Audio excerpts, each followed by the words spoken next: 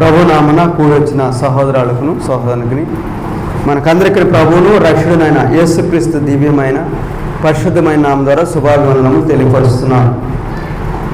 మొదటి కొరింథీయులకు రాసిన పత్రిక 14వ అధ్యాయము 34వ వచనం. స్త్రీలు సంఘములలో మౌనముగా ఉండవలెను, వారు లోబడి ఉండవలసినదే గాని మాట్లాడుటకు వారికి సెలవు లేదు. ఇలాగూ ధర్మశాస్త్రమును చెప్పుచున్నది. స్త్రీలు సంఘములలో మాట్లాడకూడదు, మౌనంగా ఉండాలి.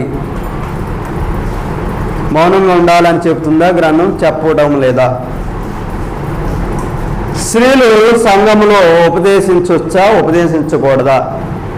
స్త్రీలు సంఘములో వాక్య బోధ చేయవచ్చా, చేయకూడదా? ఎందుకు చేయకూడదని అపోస్తలుడైన పౌలు గారు కొరింథీలో ఉన్న సంఘానికి చెప్తున్నాడు. ఎందుకు చేయకూడదు? స్త్రీ సంఘములో దేవుని యొక్క సువార్తను, దేవుని యొక్క మాటలను ప్రకటించకూడదు, మౌనంగానే ఉండాలి. వారు మాట్లాడటానికి అధికారం ఇవ్వడం లేదు, వారికి సెలవు లేదు. ఇలాగ ధర్మశాస్త్రం కూడా చెప్తున్నది అని అంటున్నాడు. ధర్మశాస్త్రం కూడా అధికారం ఇవ్వడం లేదంటున్నాడు. నిజమే. స్త్రీ పురుషుల యొక్క సంబంధం మనం చూద్దాం. స్త్రీ మొదట నిర్మింపబడిందా, పురుషుడు మొదట నిర్మింపబడి ఉన్నాడా? ఏమండి? పురుషుడు. అవునా కాదా? చెప్పండి. పురుషుడే మొట్టమొదటిగా నిర్మింపబడి ఉన్నాడు. ఆదికాండంలో 1వ అధ్యాయంలో తండ్రి అయిన యెహోవా దేవుడు నరులు నిర్మిద్దాము అని చెప్పి నేల మట్టిని తీసి వాని నాసికారంధ్రంలో జీవవాయుని వదగా నరుడు జీవాత్మ ఆయను. మొట్టమొదటగా నిర్మింపబడినట్టు నరుడు ఎవరంటే పురుషుడు, స్త్రీ కాదు నిర్మింపబడింది. కాబట్టి సంఘమునకు అధిపతి ఎవరు? సంఘమునకు శిరస్సు ఎవరు? సంఘమునకు అధికారి ఎవరు? సంఘం మీద మొత్తం అధికారం కలిగినటువంటి వ్యక్తి ఎవరంటే క్రీస్తు, యేసుక్రీస్తు ప్రభువు. అందుకని సంఘం అనగా ఎవరు? సంఘము అంటే ఏంటి మీకు తెలియాలి. సంఘం అంటే ఎవరు? క్రీస్తులోనికి రక్షణ పొందినటు వారు, ఒక సమూహము. క్రీస్తులోనికి రక్షణ పొందినటు వారు, క్రీస్తు యొక్క రాజ్యంలోనికి చేర్చబడినటు వారిని సంఘముగా పిలువబడుచున్నారు. చూడండి, మొదటి కొరింథీయులకు రాసిన పత్రిక 11వ అధ్యాయము 3వ వచనము. ప్రతి పురుషునికి శిరస్సు క్రీస్తు అనియు, స్త్రీకి శిరస్సు పురుషుడనియు, క్రీస్తునకు శిరస్సు దేవుడనియు మీరు తెలుసుకోవాలని కోరుచున్నాను. ఏమన్నాడండి? ప్రతి పురుషునికి శిరస్సు క్రీస్తు. ఎవరండి? పురుషుడికి శిరస్సు క్రీస్తు. స్త్రీకి శిరస్సు ఎవరు? పురుషుడు. మరి క్రీస్తుకు శిరస్సు ఎవరు? దేవుడు, తండ్రి అయిన యెహోవా దేవుడు. కాబట్టి సంఘములో ఎవరు ఎక్కువగా కనపడుతున్నారు? పురుషులు ఉంటారు, స్త్రీలు ఉంటారు. ఇక్కడ సంఘములో అధికారి, సంఘమునకు శిరస్సు, మరి సంఘానికి అధిపతి అయినటువంటి దేవుడు ఎవరంటే యేసుక్రీస్తు వారు. ఆయన శిరస్సు అయి ఉన్నాడు. యేసుక్రీస్తు వారికి శిరస్సు ఎవరంటే తండ్రి అయిన యెహోవా దేవుడు. స్త్రీకి శిరస్సు ఎవరు? పురుషుడు. కాబట్టి పురుషుని ఎదుట స్త్రీ లోబడి ఉండాలా లేదా? ఏమండి? మొదటి పేతురు రాసిన పత్రిక 3వ అధ్యాయం 1వ వచనం చూడండి. అటువలే స్త్రీలారా, మీరు మీ స్వపురుషులకు లోబడి ఉండడి. అందువలన వారిలో ఎవరైనా చాలండి ఏమన్నాడు? స్త్రీలారా మీరు మీ స్వపురుషులకు లోబడి ఉండుడి. ఏమన్నాడు? స్వపురుషులు అంటే నీ యొక్క భర్త. నీ సొంత పురుషుడు ఎవరంటే నీ యొక్క భర్త. నీ యొక్క భర్తకు లోబడి ఉండాలి. సంఘము ఎవరికి లోబడి ఉంటుంది? క్రీస్తుకు లోబడి ఉంటుంది. ఉంటుందా లేదా? అందుకని అంటున్నాడు, క్రీస్తునకు శిరస్సు దేవుడైతే మరి ప్రతి పురుషునికి శిరస్సు క్రీస్తు. అదేవిధంగా సంఘమునకు శిరస్సు క్రీస్తు. ఎఫెసీయులకు రాసిన పత్రిక 5వ అధ్యాయము 24వ వచనం. సంఘము క్రీస్తుకు లోబడినట్టుగా భార్యలు కూడా ప్రతి విషయంలోనూ పురుషులకు లోబడవలెను. ఏమన్నాడండి? సంఘము క్రీస్తులకు లోబడినట్లుగా భార్యలు కూడా ప్రతి విషయంలో తమ పురుషులకు లోబడవలెను. సంఘము క్రీస్తుకు లోబడి ఉంటుందా లేదా? లోబడి ఉంటుంది కదా. సంఘము ఆయన శరీరమై ఉన్నది. ఆ యొక్క సంఘమునకు శిరస్సు క్రీస్తు అయి ఉన్నాడు. ఆదికాండము 1వ అధ్యాయంలో మనం చూసాం, మొట్టమొదటిగా నిర్మింపబడినటువంటి నరుడు ఎవరంటే పురుషుడు, ఆయన ఆదాము గారు. తర్వాత ఆదాము గారి యొక్క పక్కటెముకలో నుండి తీసి నిర్మింపబడినటువంటి స్త్రీ అవ్వమ్మ గారు. 1 కొరింథీయులకు రాసిన పత్రిక 11వ అధ్యాయము 8వ వచనంలో పురుషుని నుండి స్త్రీ కలిగిన కానీ స్త్రీ నుండి పురుషుడు కలగలేదు. ఈ విషయాన్ని గమనించాలి. అదే విషయాన్ని పౌలు గారు అంటున్నాడు, ఎలాగనగా స్త్రీ పురుషుని నుండి కలిగిన కానీ పురుషుడు స్త్రీ నుండి కలగలేదు. అవునా కదా? ఏమండి? గ్రంథం చెబుతుంది. తర్వాత 9వ వచనం, మరియు స్త్రీ పురుషుని కొరకే కానీ పురుషుడు స్త్రీ కొరకు సృష్టింపబడలేదు. చాలా స్త్రీ కొరకు పురుషుడు నిర్మింపబడి ఉన్నాడా, లేకపోతే పురుషుడు కొరకు స్త్రీ నిర్మింపబడి ఉందా? గమనించాలి. పురుషుడు కొరకు, పురుషుని యొక్క అక్కర్లు తీర్చడం కొరకు, పురుషునికి సాటి అయిన సహకారిగా ఉండటం కొరకు స్త్రీని తండ్రి అనే దేవుడు నిర్మించినాడు. ఈ విషయాన్ని గమనించాలి. స్త్రీ పురుషుని కొరకే నిర్మింపబడింది కానీ పురుషుడు స్త్రీ కొరకు నిర్మింపబడలేదు, సృష్టింపబడలేదు. ఎఫెసీయులకు రాసిన పత్రిక 5వ అధ్యాయం 23వ వచనము, క్రీస్తు సంఘమునకు శిరస్సై ఉన్నలాగున పురుషుడు భార్యకు శిరస్సై ఉన్నాడు. క్రీస్తే శరీరమునకు రక్షకుడై ఉన్నాడు. సంఘమును శరీరమునకు రక్షకుడై ఉన్నాడు. సంఘములో స్త్రీ ప్రకటించకూడదు అని పౌలు గారు అంటున్నాడు. అసలు స్త్రీ మాట్లాడడానికి సంఘంలో అధికారమే ఉంది అంటున్నాడు. మౌనంగా ఉండాలి కానీ అసలు మాట్లాడట కానీ ప్రవచించడానికి కానీ సెలవే లేదంటున్నాడు. అయితే గ్రంథంలో ఒక 2 స్త్రీలు ప్రవక్తలు ఉన్నారు, అంటే వాక్యాన్ని బోధించిన వారు కూడా ఉన్నారు. అయితే స్త్రీ పురుషుడు ఉండగా ప్రవశించకూడదు. స్త్రీ ప్రకటించవచ్చు, సువార్తను ప్రకటన చేయొచ్చు, బోధించవచ్చు. అయితే స్త్రీలు బోధించవచ్చు. ఎందుకంటే నీ శిరస్సు అయినటువంటి నీ భర్త, నీ యొక్క పురుషుడు నీ ఎదుట ఉన్నప్పుడు నీవు మాట్లాడేటకు అధికారము లేదు. సంఘములో అధికారి అయినటువంటి శిరస్సు అయినటువంటి క్రీస్తు ఎదుట నువ్వు మాట్లాడటానికి సెలవు లేదు.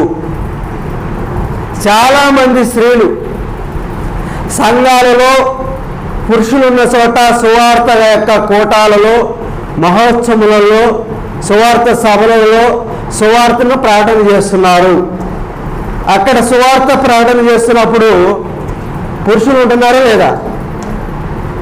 2 ముగ్గురు నా నామమున ఎక్కడ కూడి ఉంటారు అక్కడ నేను ఉంటానన్నాడు. సంఘం అంటే ఏంటి చెప్పండి? సంఘం అనగా దేవుని యొక్క రాజ్యం. ఆ సంఘంలోనికి చేర్చబడినటువంటి వారు, రక్షణ పొందినటువంటి వారు ఉన్నప్పుడు నువ్వు మాట్లాడడానికి సెలవు లేదు. అది కుటుంబ కృతజ్ఞత కూడికైనా, కుటుంబ ప్రార్థనైనా, మరి సువార్త సభలైనా కానీ అక్కడ కనుక సంఘములోనికి చేర్చబడినటువంటి వారు, రక్షణ పొందినటువంటి వారు, సంఘ సభ్యులు అక్కడ ఉన్నారంటే, పురుషుడు ఉన్నాడంటే నీవు మాట్లాడడానికి సెలవు లేదు. నీకు శిరస్సు ఉన్నాడు పురుషుడు. కాబట్టి నువ్వు నేర్చుకోవాల్సినట్టయితే నీ యొక్క గృహము యొద్ద నీ పురుషుని దగ్గర ఉండి నువ్వు నేర్చుకోవచ్చు. దానికి అభ్యంతరం లేదు. నువ్వు ప్రార్థన చేయాలంటే, నువ్వు సువార్తను బోధించాలంటే స్త్రీలకు స్త్రీలు బోధించవచ్చు, దానికి అభ్యంతరం లేదు. కాబట్టి ఇప్పుడు ఏమైనా సంఘములో స్త్రీలు కంపల్సరిగా మౌనంగానే ఉండాలి. ఎందుకంటే చాలామంది బ్రదర్ క్రీస్తు సంఘంలో స్త్రీలు మాట్లాడకూడదు, ప్రార్థన చేయకూడదు అంటారు కదా. ఎందుకు బ్రదర్ అంటే గ్రంథమే చెబుతుంది. ఆయన చెప్పేది ఏంది, బ్రదర్ చెప్పేది కదా మాట, బైబిల్లో చెబుతుంది. ఎందుకంటే పురుషుడి నుండి స్త్రీ తీయబడింది కానీ స్త్రీ నుండి పురుషుడు తీయబడలేదు. ఈ విషయాన్ని మీరు గమనించాలి. మొదటి పత్రిక 14:35 ఆయన అంటున్నాడు పౌలు గారు, వారు స్త్రీలు ఏమైనా నేర్చుకున్న గోరిన ఎడల ఇంట తమ తమ భర్తల నడగవలను, సంఘములో స్త్రీ మాటలాడుట అవమానం. ఏమన్నాడండి? సంఘములో స్త్రీ మాటలాడుట అవమానము. ఏమన్నాడు? అవమానం అంట. ఎందుకని? ఇక్కడ తండ్రి అయిన యెహోవా దేవుడు ఉంటాడు. యేసుక్రీస్తు వారి ద్వారా నువ్వు ఆరాధన జరిపిస్తున్నావు, యేసుక్రీస్తు వారి ద్వారా ఆయన్ని సేవిస్తున్నావు. అప్పుడు సంఘము శిరస్సు అయినటువంటి క్రీస్తు వారు ఉంటారు. మరి స్త్రీకి పురుషుడు శిరస్సు ఉన్నాడు కాబట్టి నీ యొక్క పురుషుడు సంఘములో ఉంటాడు. అప్పుడు నువ్వు మాట్లాడడానికి అధికారము లేదు. కాబట్టి స్త్రీలు ఏమైనా నేర్చుకొని తెలిసిన ఎడల ఇంట ఉండి తమ తమ భర్తలను అడగవలను, సంఘంలో స్త్రీ మాటలాడట అవమానము. తిమోతితో కూడా అంటున్నాడు. మొదటి తిమోతి రాసిన పత్రిక 2:13 చక్కని మాట ఉంది. మొదట ఆదామును తర్వాత అవ్వయును నిర్మింపబడేది కారా? ఏమన్నాడు? ఆయన కూడా అన్నాడు ఆదామే నిర్మింపబడి ఉన్నాడు, మొదట అవ్వమ్మ గారు నిర్మింపబడలేదు. కాబట్టి పురుషుని మీద స్త్రీకి అధికారం లేదు. తర్వాత 2:14 మొదటి తిమోతి, మరియు ఆదాము మోసపరచబడలేదు కానీ స్త్రీ మోసపరచబడి అపరాధములో పడిను. ఏమన్నారండి? మోసపడ్డారు మొట్టమొదటిగా ఆ యొక్క ఏదైనా తోటలో అపవాది చేత, సాతాను చేత. అవ్వమ్మ గారే, స్త్రీయే మోసపరచబడింది. స్త్రీ బలహీనమైన ఘటం. ఎవరైనా చిన్న పోడత పోడారనుకోండి వెంటనే పడిపోతారు. చాలా మీరు అందంగా ఉన్నారు, చాలా నైస్గా మాట్లాడుతున్నారంటే అయిపోయింది, అంతే. కాబట్టి అబద్ధమైనటువంటి మాటలకు, సరసోక్తమైనటువంటి మాటలకు స్త్రీలు తొందరగా పడిపోతారు. నిజమే, పడినటువంటి స్త్రీలు కూడా ఉన్నారు. అటువంటి స్త్రీలకు నేను వందనాలు చెప్తున్నాను. ఆదాము గారు మొట్టమొదటిగా ఆయన మోసపోయాడంటే ఆయన కాదు మోసపరచబడింది, అవ్వమ్మ గారు మోసపరచబడ్డాడు. అందుకని స్త్రీకి అధికారము నేను ఇవ్వడం లేదు సంఘంలో. యేసుక్రీస్తు వారు కూడా తన యొక్క బోధలో సువార్త యొక్క పరిచర్య విషయంలో స్త్రీలు ఎక్కడైనా శిష్యుల ద్వారానే సువార్తను ప్రార్థన చేయండి అన్నాడు, కానీ స్త్రీలు వెళ్ళి మీరు బోధించండి, సువార్తను అందించండి అని ఆయన ఎక్కడా చెప్పినట్టు కూడా లేదు. ఆయన యొక్క ప్రసంగాల్లో చాలామంది స్త్రీలు ఆ యొక్క మాటలు వినడానికి వచ్చినప్పుడు మీరు కూడా ప్రార్థన చేయండి అమ్మని చెప్పి ఆయన వారు నిలబెట్టి మాట్లాడించలేదు. ఈ విషయాన్ని కూడా మీరు గమనించాలి. ఒక స్త్రీ మాట్లాడుతుంది, జల్లు ఎరబోసుకొని, లిప్స్టిక్ వేసుకొని, పైకి చెంగు కూడా చెప్పండి, పైకి చెంగు కూడా తల మీద వేసుకోకుండా సువార్తను బోధిస్తుంది. ఆ స్త్రీ పాటలు పాడుతుంది, ఎగురుతుంది, గంతులు వేస్తుంది. అది ఎవరికి అవమానం అంటే, ఎవరికి అవమానము? పురుషునికి అవమానం. పురుషుని ఎదుట స్త్రీ మాట్లాడడానికి అధికారం లేదు. కాబట్టి సంఘములో స్త్రీ యొక్క పాత్ర ఏంటి బ్రదర్ అదేంటి బ్రదర్, సంఘంలో స్త్రీ యొక్క పాత్ర అసలు ఉందా లేదంటే ఉంది, కంపల్సరీగా ఉంది. స్త్రీ యొక్క పాత్ర కూడా, ఆమె కూడా ఒక పనిముట్టే సంఘములో. ఆరాధనలో ఒక భాగమే, ఆరాధనలో ఒక పరిచర్య చేసేటట్టు పరిచారకురాలి. తిమోతి రాసిన పత్రికలు అంటాడు, పరిచర్య చేసేటువంటి స్త్రీలను కూడా ఏర్పాటు చేయండి అంటాడు. ఆ స్త్రీలకు కూడా కొన్ని యొక్క క్వాలిటీస్ ఉండాలంటాడు, కొన్ని లక్షణాలు ఉండాలంటాడు. ఒక భర్తకే భార్య అయి ఉండాలి, పిల్లలు కలిగి ఉండాలి, బాప్తిసం పొంది ఉండాలి. మరి రక్షణ పొందినటువంటి స్త్రీగాను, దేవుడు అంటే భయభక్తి కలిగినటువంటి స్త్రీగా ఉన్న స్త్రీకే దేవుని యొక్క సంఘంలో పరిచర్య చేయడానికి కూడా అర్హురాలు అవుతుంది. లేకుంటే ఈ లక్షణాలు లేకపోతే ఆ స్త్రీ పరిచర్య చేయడానికి కూడా అర్హురాలు కాదు. దేవుని యొక్క పరిశుద్ధ స్థలమును శుభ్రపరచాలంటే కొన్ని క్వాలిటీస్ కూడా ఉండాలని గ్రంథం చాలా తేటగా తెలియపరుస్తుంది. ఈ విషయాన్ని గమనించాలి. పురుషుని ఎదుట నువ్వు బయట చెంగు కూడా కప్పుకోకుండా నువ్వు వాక్య బోధన చేస్తున్నావే, ఎవరికి అవమానం అది అంటే నీ పురుషునికి అవమానము. క్రీస్తును నువ్వు అవమానపరుస్తున్నావు. సంఘము ఎదుట, సంఘానికి అధికారి, సంఘమునకు శిరస్సు అయినటువంటి క్రీస్తుని యొక్క నామానికి నువ్వు అవమానం కలుగజేస్తున్నావు. మౌనంగా ఉండాలి, కానీ ఆమెకు అధికారం లేదు. క్రొత్త నిబంధనే కాదు, ధర్మశాస్త్రం కూడా ఇలాగే సెలవిస్తుంది అని పౌలు గారు చెప్తున్నాడు.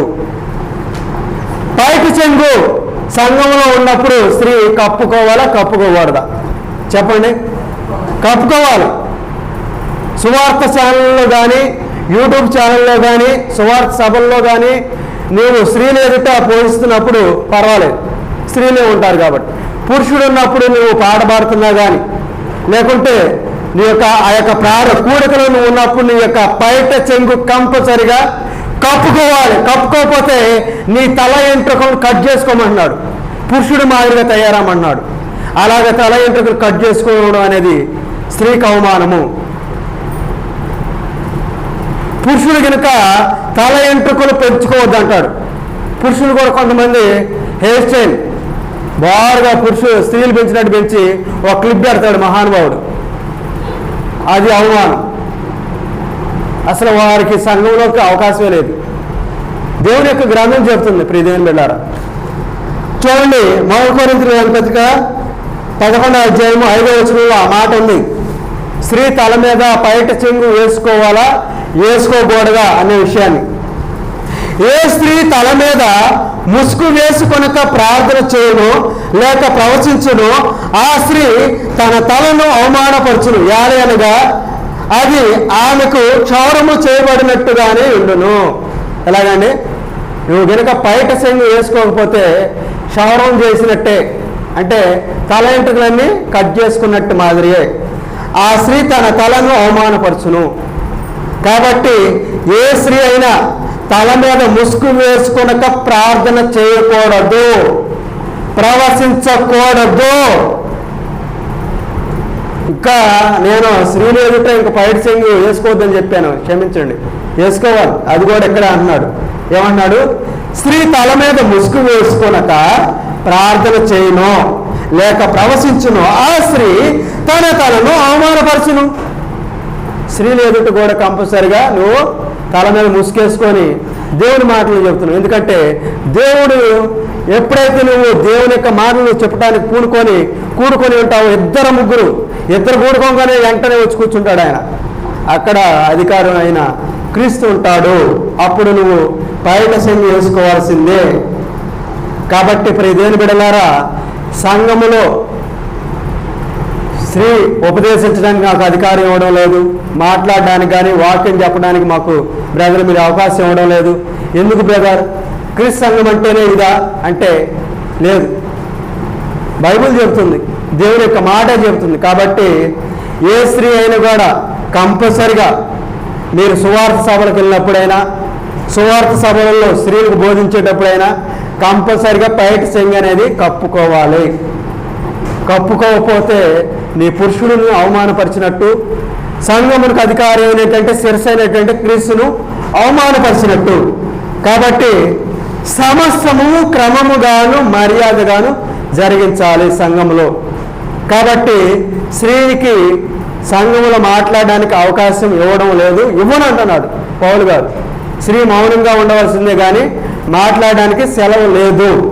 నువ్వు ఒకలా ఏమైనా నేర్చుకొని తెలిసి ఉంటే నీ గృహం యొద్ద నీ భర్తను అడిగి నువ్వు నేర్చుకోవచ్చు, దానికి అభ్యంతరం ఏమీ లేదు.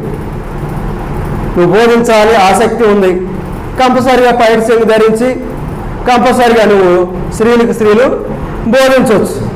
కాబట్టి ప్రియమైన బిడ్డలారా, సంఘములో స్త్రీలు మాట్లాడనివ్వడం లేదని, సంఘములో దేవుని యొక్క పరిచర్యలో స్త్రీలను పాలుపంపులు పొందేటువంటి భాగాన్ని ఇవ్వడం లేదని మీరు తలంచొద్దు. ఎందుకంటే అవ్వమ్మ గారిని మొదట సృష్టించలేదు, ఆదాము గారిని సృష్టించాడు. హిందువులు కూడా చూడండి, పురుషుల్లో సగభాగం అంటారు లేదా, సగభాగం అంటారు, నిజమే. చూడండి ప్రియమైన బిడ్డలారా, ఆదాము గారి యొక్క పక్కటెంకుల నుండి ఆ యొక్క మాంసంతో నిర్మించాడు కానీ అవ్వమ్మ గారి యొక్క పక్కటెంకుల నుండి ఆదాము గారు నిర్మించబడలేదు. ఈ విషయాన్ని మీరు గమనించాలి. కాబట్టి సంఘములో క్రీస్తు ఎదుట మీరు కంపల్సరిగా దేవుని యొక్క పరిశుద్ధ స్థలములో, దేవుని యొక్క మందిరంలో సేవ చేయాలని, పరిచర్య చేయాలని ఆసక్తి ఉన్న బిడ్డలు ఉన్నారు, చాలామంది ఉన్నారు. అందుకు సంతోషమే. కాబట్టి ఆ ఆసక్తి కనుక మీకుంటే మొట్టమొదటిగా నీకు క్వాలిటీస్ ఏమి ఉండాలి? నీ సొంత పురుషుడైన నీ భర్తకు లోబడి ఉండాలి. 2-3 భర్తలు చేసుకొని 4 భర్తలు చేసుకొని విడాకులు ఇచ్చి 5వ భర్తను పెళ్లి చేసుకొని ఉన్నటువంటి ఆ భార్య పనికిరాదు సంఘంలో పరిచర్య చేయడానికి. బాప్తిసం పొంది ఉండాలి. మరలా నీ కుమారులు నీ కుమార్తెలు నీకు లోబడి ఉండేటి వారిగా ఉండాలి. అదేవిధంగా నీ యొక్క బంధువులు ఎవరైనా నీ ఇంటికి వస్తే వారిని గౌరవించి ఆతిథ్యం అంటే పరిచర్య చేయటట్టు హక్కు కలిగినట్టు వారిగా ఉండాలి. కొన్ని క్వాలిటీస్ ఉన్నాయి పరిచర్య చేయడానికి కూడా స్త్రీలకి. ఆ లక్షణాలు ఉంటేనే నువ్వు సంఘంలో పరిచర్య చేయడానికి అర్హురాలువు. కాబట్టి సువార్త సభలోనైనా ఏ ఛానల్లోనైనా పైట చెంగు ధరించుకోకుండా పురుషులు ఉన్నప్పుడు మాట్లాడడం కానీ, సంఘములో దేవుని ఎదుట అవమానపరంగా అవహేళన చేస్తూ మరి చాలామంది దుర్భాషలు ఆడుతున్నారు. ప్రియదేవుని బిడ్డలారా, మిమ్మల్ని నేను అనడం లేదు, లోకంలో జరుగుతున్నటువంటి తంతుల గురించి వివరిస్తున్నాను. అందుకని పౌలు గారు చెలవిస్తున్నాడు, కంపల్సరిగా స్త్రీలు పురుషులు ఎదుట లోబడి ఉండాల్సిందే. సంఘము ఎప్పుడైతే క్రీస్తుకు లోబడి ఉంటుందో స్త్రీలు కూడా పురుషుకు లోబడి ఉండాలి. తండ్రి అయిన దేవుడికి కూడా యేసుక్రీస్తు లోబడ్డాడా లేదా? ఎంతగా లోబడ్డాడు? కొట్టి రక్తం కారి చచ్చిపోయేంత వరకు. ఒకానొక క్షణంలో ఆయన భయపడ్డాడు. ఎందుకు? ఆత్మ సిద్ధంగానే ఉంది కానీ శరీరం మటుకి బలహీనంగా ఉందని బాధపడ్డాడు. నా గిన్నె నిండి పొర్లిపోతున్నది అన్నాడు. సిలువ వేయబడడానికి ఏమండి, ఒక మనిషి అరే ఇంకా సేపట్లో నిన్ను కొట్టి చంపేస్తారు అబ్బాయి, ఒక్కసారి కూడా ప్రాణం ఒక్క దెబ్బకే కొట్టి చంపడం కాదు, మళ్ళీ అది నానా రకములైన హింసలు పెట్టి రక్తాన్ని ఆ శరీరం నుండి పిండి ఆ శరీరంలో ఉన్నటువంటి నీరుని తీసివేసి చంపడం అంటే ఎవరికైనా భయం ఏదా లేదా? భయపడ్డాడు. అయితే ఏ విషయంలో భయపడలేదు? ఆత్మరూపంగా అయితే నేను సిద్ధంగానే ఉన్నాను తండ్రి ప్రాణం పెట్టడానికి ఆ యొక్క సిలువలో, కానీ నా శరీరం చూస్తే సహకరించకపోవచ్చు అని భయపడ్డాడు. కానీ చివరిగా సిలువలో ప్రాణాన్ని అప్పగించుకొనుచు ఒక్కసారిగా కేకబెట్టి చనిపోయాడు. తండ్రి, నన్ను ఎందుకు నీ సన్నిధి నుండి విడిచిపెట్టావు, ఈ భూలోకానికి పంపించావు అన్న ఆ యొక్క అర్థంలో వీరి కొరకు నన్ను ఎందుకు పంపించావు అయ్యా అని అంటే, అసలు నీ సన్నిధి నుండి నన్ను ఎందుకు విడనాడావయ్యా అని బాధపడ్డాడు. ప్రాణాన్ని విడిచిపెట్టేప్పుడే, ప్రాణం పోతున్నప్పుడే మాట అన్నాడు, అంతే. అప్పుడు వరకు మౌనంగానే ఉన్నాడు, తండ్రికి లోబడ్డాడు. క్రీస్తుకు దేవుడు ఎవరు? తండ్రి నేమోదు. ఎంతగా లోబడ్డాడంటే ఇర్మియా గ్రంథము 53వ అధ్యాయంలో ఉంది, ఆయన్ను నలగొట్టబడుట తండ్రి అయిన దేవునికి ఇష్టమై ఉన్నదంట. తండ్రి యొక్క కార్యాన్ని సఫలీకృతం చేశాడంట. ఎంతమంది ఉన్నారండి తండ్రి యొక్క పనిని నెరవేర్చే బిడ్డలు? ఆయన నెరవేర్చాడు. అందుకని ఆయన అన్నాడు, ఏమన్నాడు? ఈయన నా ప్రియకుమారుడు, ఈయనందు నేను ఆనందిస్తున్నాను, ఈయన మాట మీరు వినుడి. ఎవరి మాట వినమన్నాడు? కాబట్టి క్రీస్తు సంఘమునికి అధికారి ఉన్నప్పుడు క్రీస్తుని ఎదుట నువ్వు మాట్లాడడానికి అర్హురాలు కాదు, పురుషుడు ఉన్నప్పుడు. కాబట్టి ప్రియ దేవుని బిడ్డలారా, సంఘములో స్త్రీలు మాట్లాడడానికి సెలవు లేదు. ఈ విషయాన్ని గమనించాలి. ఇట్టి అవకాశం ఇచ్చిన తండ్రి అయిన దేవునికి మీ అందరికి కూడా కృతజ్ఞతాస్తుతులు తెలియపరుస్తున్నాను. అందరికి శుభాభివందనములు.